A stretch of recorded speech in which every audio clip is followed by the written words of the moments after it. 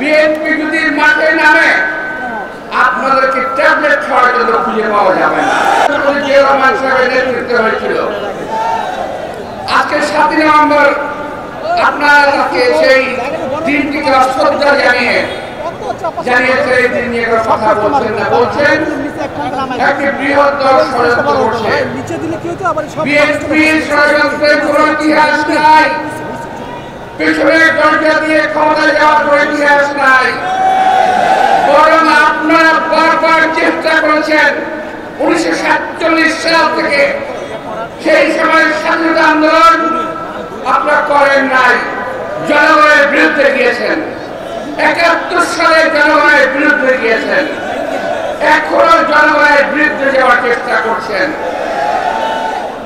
BNP কিছুদিন যাবৎ খুব শান্ত, সভ্য, ভদ্র হিসেবে আমরা বলেছিলাম এই সরকারকে আমরা সহযোগিতা করব। আমরা বরাবর সহযোগিতা করে যাচ্ছি।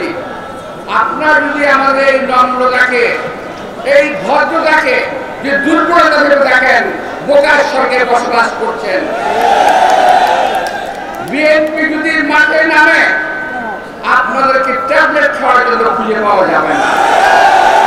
আমরা বলে দিচ্ছি, আমরা হুঁশিয়ার করে দিচ্ছি, ষড়যন্ত্র থেকে সাবধান থাকেন। সনদ নিয়ে কি হয়েছে এ বিষয়ে আমাদের নেতা মির্জা ফখরুল ইসলাম সাহেব বলবেন। আমি বললে সময় নষ্ট হবে, আমি বলতে চাই না।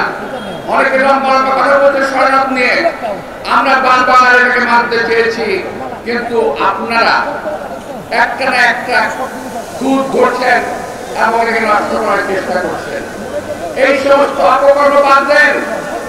বিগত দিনের ইতিহাস থেকে দেখে নিন, আপনার ক্ষমা চান, এখনো সময় আছে।